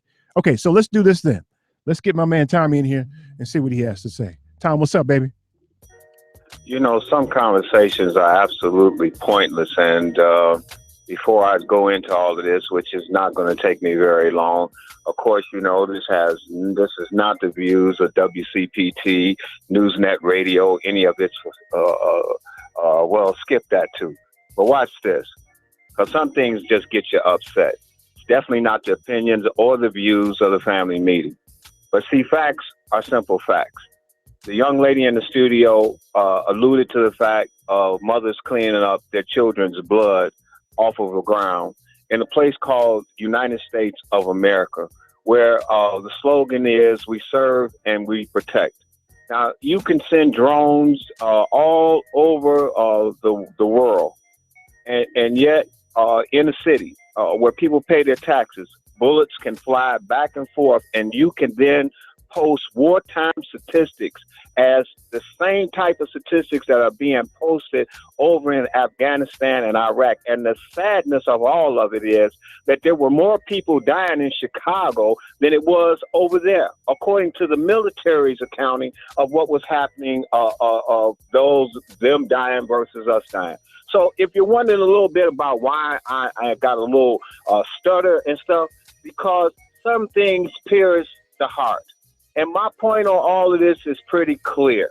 You live in a country where individuals are spin one against the other because of their absolute ignorance to what is the realistic fact of simply skip you.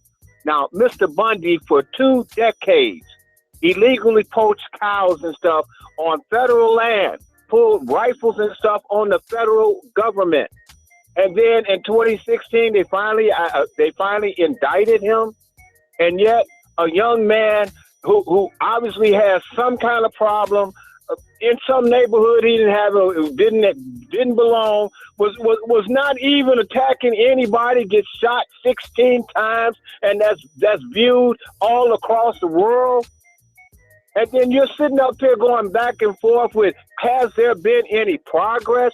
See, the problem is the ignorance of the collective of individuals in which Plymouth Rock fell on. That they haven't come to a simple conclusion that, hey, you know what?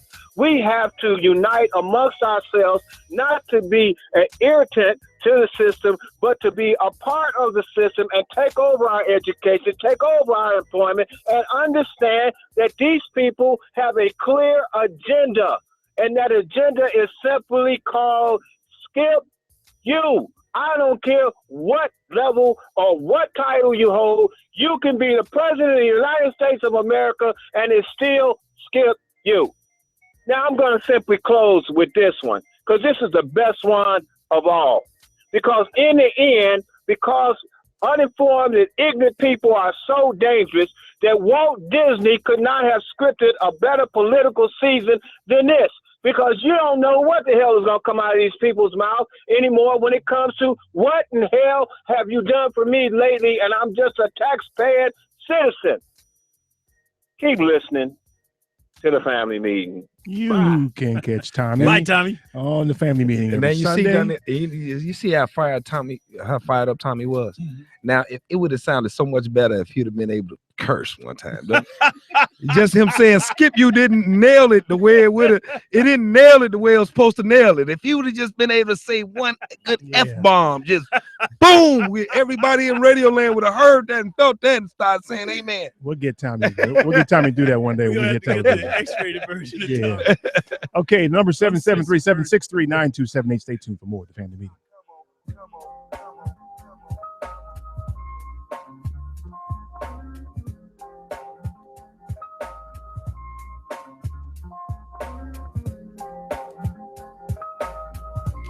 Hi, I'm Alexandria Cummings, financial literacy coach. Keep listening to the family meeting. This is Richard Chu, owner of First Capital Insurance Group, and my message: do what is doable. We each have a different measure of financial success. My mission is to help you define your financial goals in light of a realistic budget and time horizon. I want you to have a great year and a great life, but we have to keep it real. Is your retirement plan giving you the protection, interest rate, and cash you'll need in retirement? If you've had issues with your 401k, IRA, or other financial programs, give us a call. We have proven solutions and we can help. My direct number is 312-243-3907. Let's talk soon, or visit my website, firstcig.com. That's the number 1, stcig.com. The Law Office of Darnell Lyles is ready to help you. Whether it's personal injury, criminal, DUI, and OWI, nursing home, product liability, it doesn't matter. Call 219-939-9-LAW. That's 219-939-9529. That's right. When you're driving and get into a wreck, you better call Darnell. Had a few drinks too many? A cop hits you with a DUI or OWI? I think you better call Darnell. Arrested and facing criminal charges, misdemeanor or felony? I think you better call Darnell. Purchase a product that causes you or a loved one harm? I think you better call Darnell. When your loved one is neglected and abused in a nursing home? I think you better call Darnell. That's right. You better call Attorney Darnell Lyles and get represented right. And the first consultation is free. Yes, free. So call right now. 219-939-9LAW. That's 219-939-9529. Attorney Darnell Lyles. Darnell Lyles. A basic and essential part of any financial plan is savings. Most of whatever cash you have will be there because you put it there, not necessarily because of some fancy investment. Now with Save and Plan, Polaris is introducing a new way for you to get empowering financial advice. Save and Plan is simple. Just sign up to save on a systematic monthly basis directly from your account and gain access to a planner and our planning services. Once you sign up to save, Polaris will help you develop a customized financial plan and give you a real person to speak with. Your dedicated planner is just an email or phone call away. Save and Plan offers empowering advice for everyone. Visit us at polarisadvice.com and call us today at 312-951-2606 or email us at polarisadvice.com. That's 312-951-2606 or email us at polarisadvice.com. Save and Plan, empowering advice for everyone. Securities, insurance, and advisory services offered through FSC Securities Corporation. Member FINRA SIPC. Insurance services offered through Polaris Insurance Agency, Inc., which is not affiliated with FSC Securities Corporation.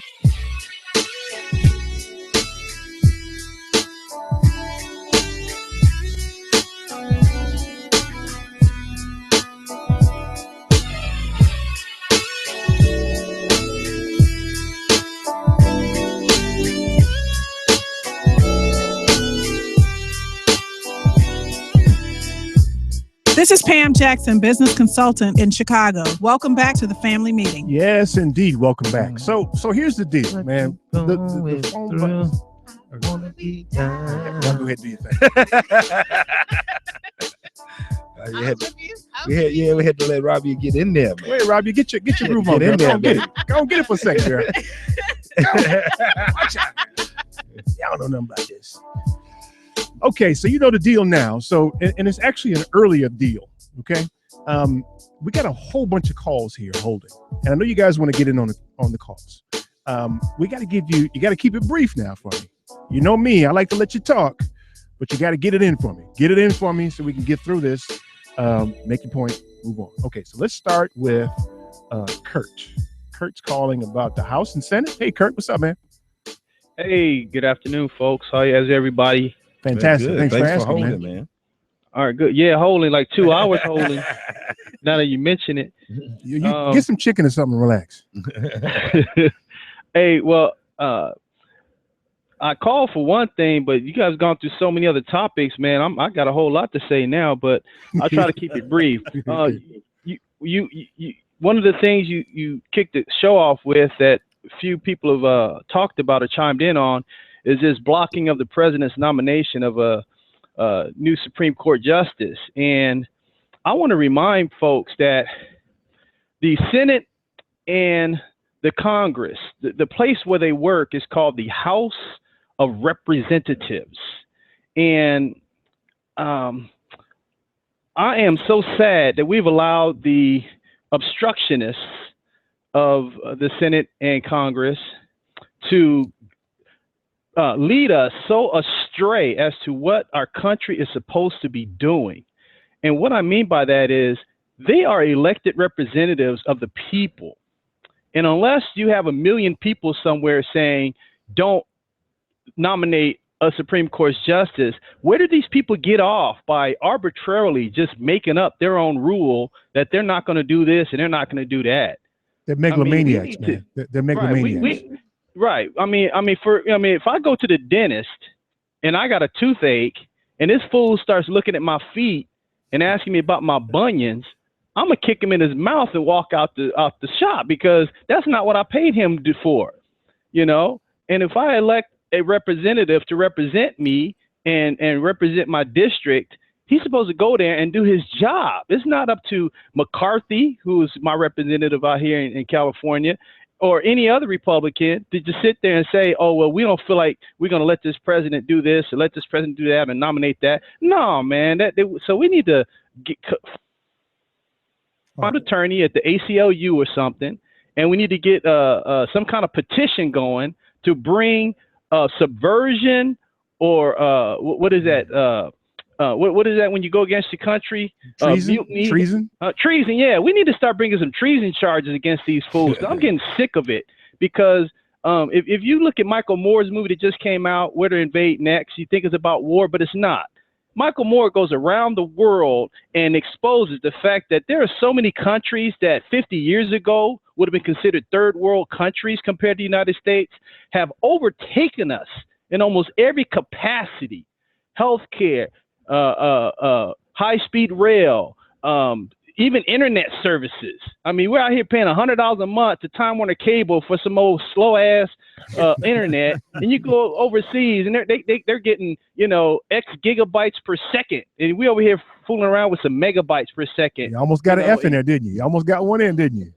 No, I don't know, man, but I'm just sick of it, man. We need to start suing these fools, man. I'm out. What part of California you in? I'm in the good part. Okay. Tell everybody at the good part I said hi. Yeah, okay? tell them we said howdy. My man. Right on, man. All right, Thanks man. for calling. That's Kurt out in the good part of California. The good part. That's the name of the city. That's right, the good part. Let's get Brad and Rogers Population Park. 1. That's right. That's right. Brad, what's up, man? Number one, a big honor to talk to you. Ever since I saw you interview Ann Coulter, I've been a big fan, man. I have never interviewed Ann Coulter, man. I'd like to, though. Yeah, I'd like to. Then is there another gentleman with the name Travis Smiley? No, this is. We're starting off on a bad foot here, so okay, let me get to why I called. Okay. But I'll figure out the mistake. That's okay. We all look alike. That's okay. Take care of that. No, not at all. I'm kidding. I'm kidding. I grew up in Lincoln. I grew up in Lincoln Park in the 50s and the 60s, and I want to tell you, there are very plainly hardcore white racists. The majority of white people are pretty much, I'm sure, like the majority of everybody else. But there's this element, and I don't know if you remember the Lincoln Park history. That was the last white street gang in Chicago of any note. Was centered right there at Armitage and the Hudson. So I didn't know that. That's interesting. I didn't know that. Yeah, that's very true. I got a lot of history on Chicago. My parents as well. You heard of Warren Baby Dodds? You know who that is? No. Guy that invented jazz drumming, buddy of my dad's. But anyway, the bottom line is what people don't get about racists. A lot of white folks don't understand that these people exist. I know they exist because I grew up with them. You can't help who your neighbor is, you know. I'm not, you know. So bottom line is, these people gravitate to political power and law enforcement. That's where they go. And they have they will always when President Obama was elected, a lot of folks that I knew of all colors thought that, you know, racism was quote unquote dead, which was a naive thing to think. But these galvanized these folks.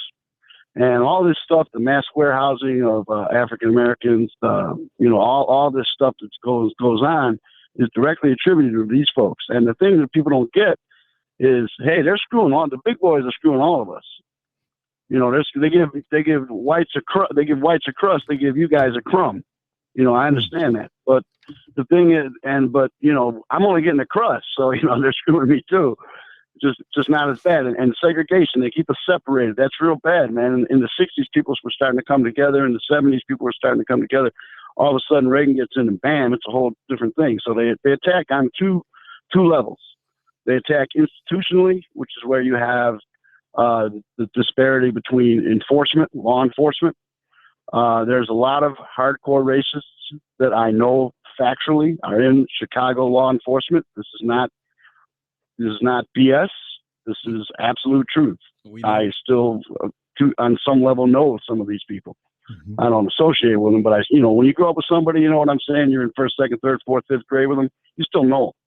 Even though you don't like them, you still know who they are. Right. That's a good point. Man. That's a good point. You know what? That's true. You know, I happen to think that most decent people are pretty much like most decent people. That's my opinion. But you know, regardless, there's differences. But you know, most decent people are like most decent people. Yeah. Hey, Brad, I appreciate it, man. I got to move, man. I appreciate it, man. Thanks for the input. Right, that's very good input too. By that the was way, a great call. Yeah, great input. I think one of the things he said that kind of jumped out at me is in terms of where I assess progress or no progress or regressing, the Reagan years. It seems like a lot of this stuff kind of changed directions in the Reagan years. And you can tie a lot of things, most especially Scalia, to Reagan. Yeah. Trickle down economics, Reagan. I remember one of the big things when I was at Howard is he had cut funding for HBCUs. You can attribute a lot of these little things that kind of began the waterfall of what I think is a lack of progress to the Reagan years. And all the criminal activity as well, all the selling arms to Iran and all that other madness he was involved with. Drug policy stuff. Yeah. Yeah.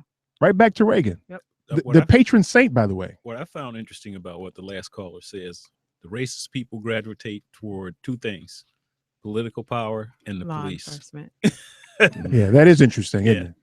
That is interesting. They lean on that a whole lot. Let's get so the majority of Chicago's police force is white. You know what I mean? Right. And fire department too. And it's funny to me, it's usually when I move around Chicago, I rarely see a black cop. Rarely. Yeah, you're right. At least less than you see the white cops. Yeah. I get excited when I see them. And I often say to myself, well, in a city like this with all these black people, I should see black cops. Now, the Gary force. Pretty much mostly black. Yeah. They haven't killed anybody needlessly. You know what I mean? What about leadership in the police department? Also good representation? The chief? Yeah. Sure. Yeah. He's a black guy. Yeah. That's what amazes me when you look at those predominantly. So Gary is safe when you talk about your police abusing you or using excessive force on you. That's amazing. Let me get Dave from Sacramento here. I know he's got something interesting. Dave, what's up, man? Hey, how you doing? Don't pick on me today, man. I'm not in the mood. You know, hey, I think the other guy did a good job after that. You said this big old summary. I think, how are you going to top that? That guy tells us exactly right on the button as far as I'm concerned. Okay. The issue that I want to say is that we have a problem with the voters, and we have a problem with people that don't have common sense skills. I don't know how in the hell they ever got their graduation diploma. I don't understand how they got it, what the kind of vote. I mean, you're too stupid to vote. You know, if you can't vote the difference between, you're just too stupid to vote. As far as I'm concerned, that you can't build a difference between the rich and the poor, the Republicans against the Republicans against the Democrats. the religion's against the gays. If you can't understand that and you learn the United States Constitution in high school, there is something wrong with your IQ. Period. End. I mean, as far as I'm concerned, this is how bad it is. When a television station went to South Carolina and asked this guy, who was a hardware store owner, he basically asked him, who would you like to vote for? Would it be Donald Trump or Jeb Bush? And basically, this is the most amazing answer I've ever heard in my life. I would vote for, I like Jeb Bush, but you know, he's a military man, and I think he's great, but I would vote for Donald Trump. And he goes, why? Why would you want to vote for Donald Trump and not Jeb Bush? Well, because Donald Trump has experience. Are you kidding me? Experience in what? Experience in what? Tying a shoe? Is tying a shoelace?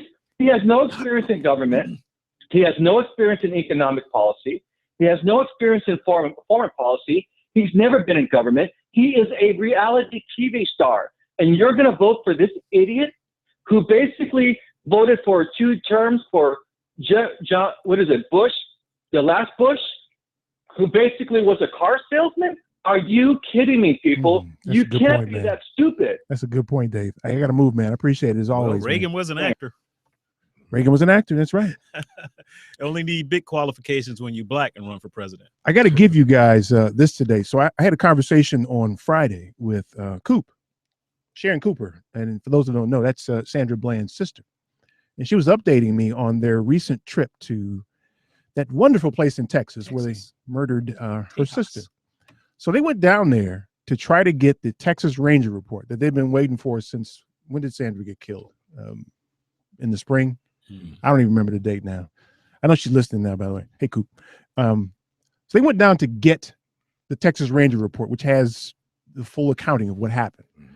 So they show up, the authorities show up with a highly redacted copy. They like redacted everything. And what that means is you take a black marker and cover up words in the page. That's exactly what they did. Wow. So the judge says, listen, why is this stuff redacted? And they were like, well, we don't, we just, they didn't really give an answer. We just did. We redacted it.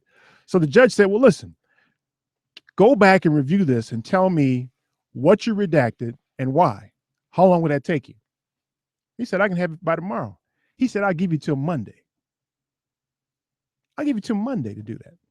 So they went all the way down there to get this report they've been waiting for months. By the way, they haven't gotten Sandra's clothes. Why did they have to go there to get the report? Couldn't they email it or fax it? Or you know what? That's a great question, Barrister. Fantastic question. I have no idea. I'm guessing by Texas procedure, you need to go down and get your stuff yourself. But the FBI has a full copy and won't give it to the family. It's an unredacted copy. They have an unredacted copy and they won't give it to the family. So I asked Coop, I said, listen, did you at least get the redacted copy? She said, no. They wouldn't release that? No, they wouldn't give them that. So I think we're right at the time we need to start choking people. Don't you think? They would have to have a legal basis to not give to only give a redacted copy. You would think that, wouldn't you? Yeah. So right. I mean, you just can't do it because you think you want to do it. But the You judge have to have keeps giving legal them justification. the judge keeps giving them time to come up for a reason. Well, that's what he's looking for. He wants to give me your legal justification for striking out things in this, because the public has a right to know. The police department is a public agency. Nothing they have is supposed to be what? Secret. You would think that, wouldn't you? In this case, it appears. So they're using the fact that they've indicted the police officer who arrested Sandra. Well, his lawyer is going to get an unredacted copy. You can't give a defendant who has a right to defend himself under the Constitution a copy of a document that is allegedly against his penal interest and redact it. What they're saying is it's part of the investigation, which is garbage. Investigation's done. No, according to them, it's not. If that it's piece a new of paper investigation. is done, what's on that paper is done. That's the point I'm making. I'm telling you what they're telling them. Yeah. That's exactly what they're telling him now. So more delays. They're going to get it. And Sharon almost said, E, go ahead and choke somebody. Because I'm ready to choke somebody about this. I really am. It's a damn shame. But, we keep fighting. I told Coop on Friday, I said, listen, they messed around with the wrong people. Because they think y'all going to go away. You can't afford to keep going back and forth to Texas. that ain't the case. So they'll be back to get their report. I would Promise have you. told the judge to order them to send it to us by email or fax. Why would you keep Well, I think that's the next move incurring now. the expense to go there and get a couple of pieces of paper? Well, you know That's what's going to happen, ridiculous. man. This They're going is to give them 2016. I remind everybody. they're going to give them a partially redacted copy. It's going to be missing essential things. They're going to be fighting over that next. You know that's what's going to happen. Okay, so we're going to take our last break here. Let's come back in a few minutes. Stay tuned. for more. That's Mississippi, man. Stay tuned for more of the family meeting.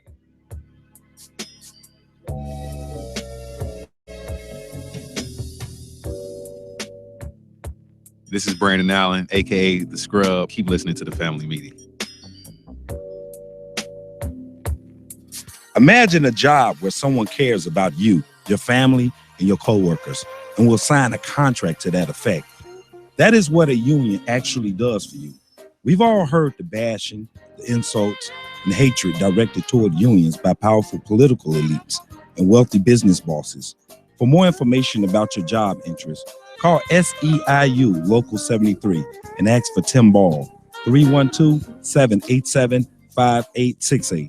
Again, that number is 312-787-5868. Polaris is introducing a new way for you to get empowering financial advice. Save and plan.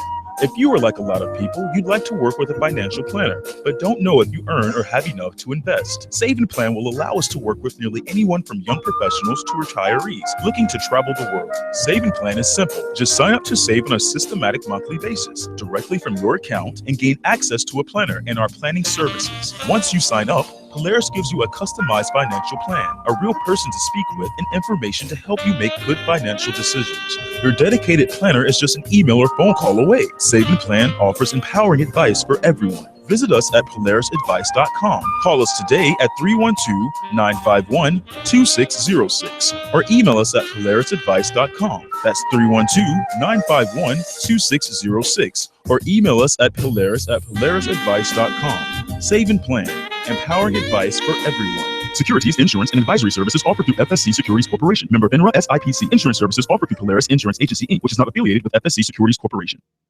Itsashort.com. The website is itsashort.com, spelled ITFASHORT.com. We are the best designation on the internet for award-winning short film, video, and web series. Artists are from all over the world. They are award-winning from various festivals, but you can find us at info@itsashort.com, customer care at itsashort.com, and we'll get back to you straight away.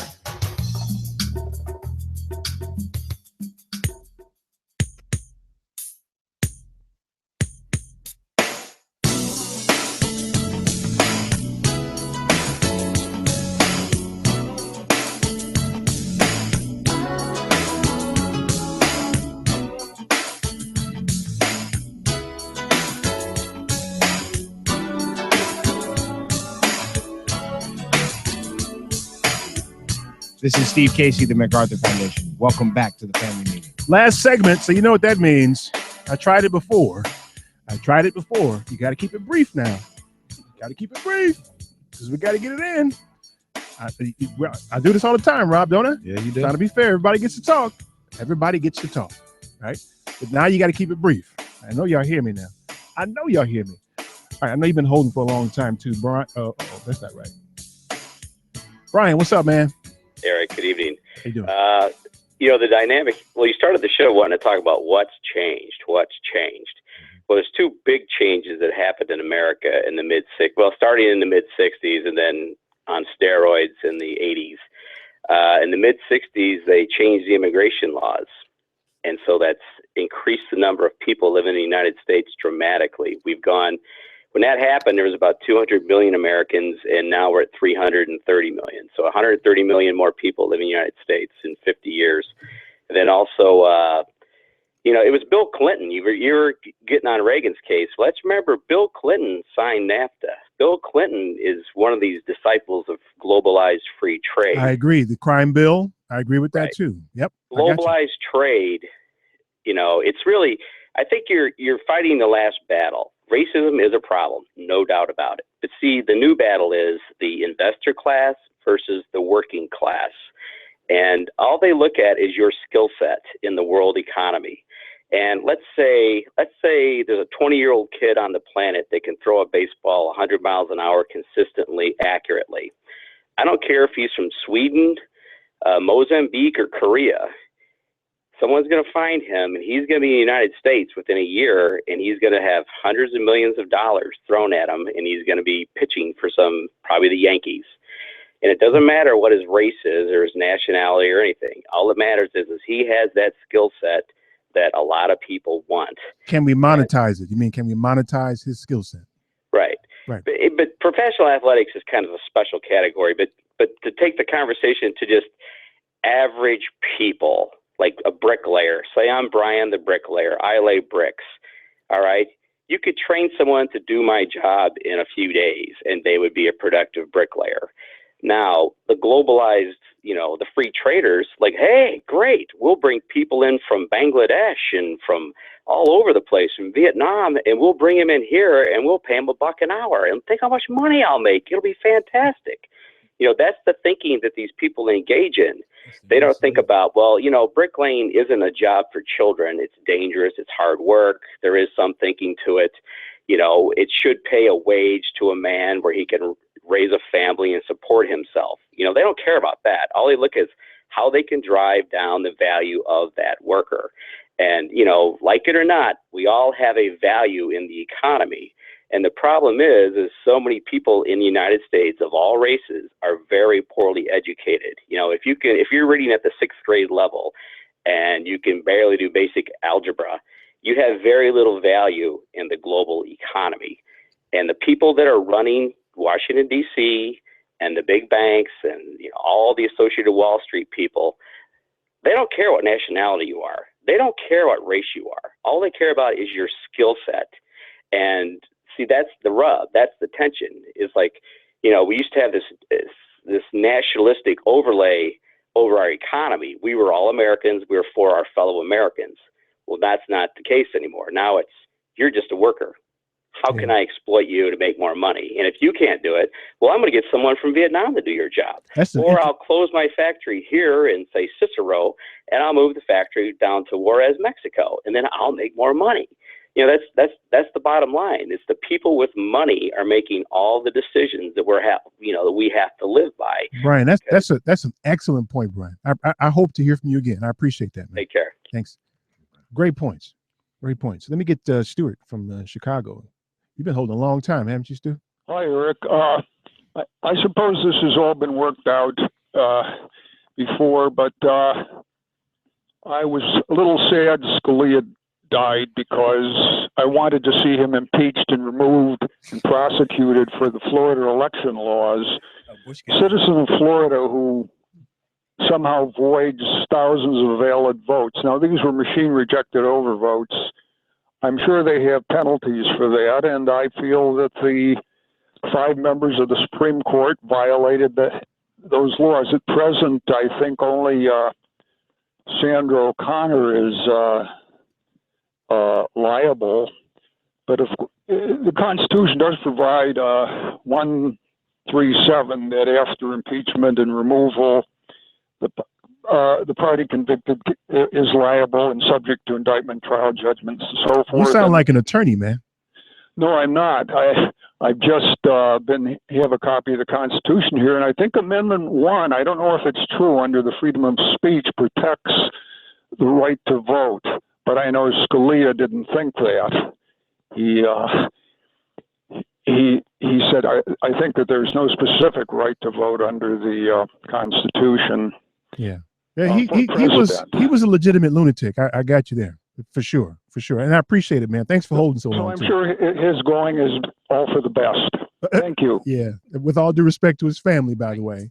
Right. But there's a whole bunch of people glad he's gone. Okay. Last call. Debo. Come on, man. Get it in. Hello? Get it in, man. Hey. So listen. It's people, okay? Right. Yes. Hey. All night I've heard you guys talking about racial inequality and lack of progression, and you know what it reminds me of? It reminds me of a Dickens novel that starts out with the statement, it was the best of times, it was the worst of times. And it was the dichotomy between two families in that novel. If you listen to Little Timmy, you have the poor and you have the rich. And we're always going to have that. The effort to diminish the difference will always be there. But as Christ said, the poor will always be with you. Now, that is my statement on the poverty issue. Now, I would like to address the racial issue pertaining to Mr. Obama, and this is where I think I may offend you. Hold on one second. No. We don't have time, man. Get it in there. Okay. Hold on, General. Hold on. Do you remember when President Obama commented on the professor who tried to break into his own home in Connecticut and was arrested? Mm-hmm. And he said that the police acted stupidly. Right. Yes. Okay, that was hurtful in many people's eyes. Then if you remember how he spoke of the Trayvon Martin case with Zimmerman. Could have been his came out son. with He that said it could have been and his son, right? Yes, he did. Now, what I and my folks have been canvassed and heard from people is that one of the most hurtful things that President Obama has done in race relations in this country in the last 6 months was the Steinle case, where the Mexican man shot the little girl, or there was shot the woman with her dad in San Francisco, and she died. He never once referenced it. And for him to for him to micromanage the case in Connecticut where the professor tried to break into his own home and was arrested, and he actually went on international television and said that the police acted stupidly. And yet when the Steinle girl was killed by a 5-time deportee who was a felonious fugitive, and he shot the white girl, Barack Obama was silent. And I don't care what color you are. Yeah, it's a tragedy. Remember, all of my people are green. Okay. Yeah. From your what's the name of your planet again? Zoltar. Okay. Zoltar. Now, hey man, listen. to this. No, listen. I gotta go, man. Racism, I gotta go, man. Second.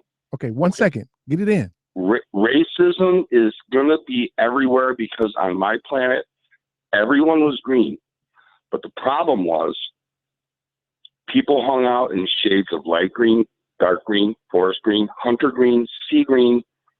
You hung out with your color, and it's sad. It's the imperfection of the human brain. That's what it is. It's the imperfection of the human brain that we cannot overcome the difference. All right, Debo, you eating up time, man. You eating up time. I gotta go, man. Okay, hey, I love you guys, and we love you back, man. Hey, man, I'm trying to go on vacation to your planet, man. Hook me up, all right? Send me an email. Hey, March 13th. Remember the indictment. I told you guys a long time ago. That's right, Hillary Clinton. That's right. Yep. Yeah, you guys write this stuff down. You pay attention. Yes, we do, man. Jeez, yeah. I think you do. I really think you do. So do some of my friends. They think you Debo, guys. gotta go, man. Gotta go, man. Get a drink, man. Get some weed or something. Relax, man. It's Kibu, not Gibo. Kibu. Okay, my fault, man. Listen, I gotta go, man. Kibu, man. He gotta get some weed or something. Relax, man. He had an extra set of lungs on today. Hey, we love you, Gibu, man. We love you back, Gibu. Yeah. You all right, Trust? You look like you're having a heart attack over there, man. You know how black folks laugh and they fall out the chair?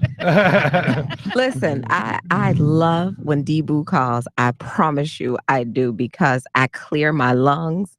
I clear my head. I love him. We'll get him on more often. Okay, if you say so. You ain't the boss or nothing, but okay. Okay, so this is the kind of the mini cool down time. We kind of skipped over the cool down time. Yeah, cool down minute right here. Let me remind you of who's here. Wait to Rabia. the end, baby. Wait to the end. Go ahead. Okay, Rabia's here. Now, I don't know if I told you, but she's the Director of Science and Integrated Strategies, whatever the hell that is, at the Museum of Science and Industry. It sounds important, but I don't know what the hell it is. Okay, but she is that. She's the Director of Science and Integrated Strategies. Yeah. Right, and y'all do what? We do all kinds of stuff. That sounds fun. It is science programming, kind of getting people excited about science, and science is a social justice access tool. So we're about Geek equity time. all the time. I know we didn't get to talk about science today. I'm kind of bummed out. You had to get your back to talk about science. Mhm. Then. Yeah, we actually did talk about science. Black did a science. little bit, The black science. Right. Darnell, what's your website, man? Science of Racism. .com. www.darnelllyles.com. That's Dar and a nail, like a hammer and a nail. Right. Nail it, baby. Darnell. Yeah, that's real black, ain't it? Ain't it real? That's that West Side, right? West Side. Right. Real 1600 West block Side. of West Warren Boulevard. It can't be Darnell with an NEL. It's got to be NAIL. That's right. Talk to your mama about from that. the man. herd, man. Okay, I guess so. Yeah. Yeah, you can find Rabia over at the Museum of Science and Industry. She'll be over there doing geek stuff, and you can find Darnell, commensurating with a whole bunch of criminals. Rabia, right? It is Rabia, but I answer to Rabia. It's cool. I just said it quickly. I'm sorry. You did. No, it's good. I like it. Oh, you just said it Challenge. quickly. You're challenged, man. He thought about he just said it quickly. Rabia. Did you see how he looked at me? I know. What? You see, the problem y'all got is. Let me tell you the problem y'all got. We hear slow. I know what you're saying. No, I can speak for myself now. The problem y'all got is that y'all actually think that I care. Oh, Indifference is my motto. yeah. I live by that. You didn't fool us into thinking you care. I wasn't fool. I didn't think you. I never think you I'm care. new and I didn't even think that. So that's I good. did. I got thought it. you You cared. throw me off Okay. sometime when you So act I'm like. deeply hurt, Are you? marred for life. Are you? Are you? Okay, well, this is what I hope. I hope you lose sleep then. Yeah. Okay. Yeah, when you act like a liberal elitist, you throw me off sometimes because I'm like, I don't know which Okay. way you leaning. You know. I don't even know what that means. Yeah. Okay. I don't belong to that gang. I don't know what that means. I don't know what the Director of Science and Integrated Strategies does. I'm just one of them dudes. I'm just trying to let you know that's how I roll, like that. So that's who we had. You can find them. Is there a website for you they should go to or anything? Yeah, msichicago.org. MSI. Yes. Chicago. Chicago.org. MS Museum Science Industry. I got it. Yeah. I'm not good with acronyms. So I got to backtrack a little bit. Try to put that together. And they can find you there. You can. MSI what? Chicago.org. MSI. Oh, it's here. MSIchicago.org. That's right. And you can find Rabia. Rabia. That's what I said. All of it. I don't care about that. Call Did your me. mama give you that name for real? They did. My parents found it in a book. In a book? It's Arabic. I should have named you Keisha or something. Wow. I can get Keisha. I can get down with Keisha. Your parents listening now? Are they what? Are they listening? No, Okay. They didn't want to hear me call you Keisha. Then. I don't. Yeah, I wasn't sure how this was gonna go. So Oh, I'll tell you. okay. Hey, do something else. Do something else today. Go and give us something, Ralph. The greatest enemy of progress is not stagnation, but false progress. That's for you. Thanks, man. It's not an idiom either, is it? No, it's cool. No. Okay. I We'll mean, take I that. appreciated the show today. That's all the time we have. I do indeed want to thank you for yours and Tressa for the news. And Lauren over there doing whatever the hell she's doing today with Lady B. Y'all been in there baking a pizza or what? I don't know. I don't get it. Okay. Tune into the family meeting every Sunday at 4. I'm your host, Eric Grant. That's what. Peace.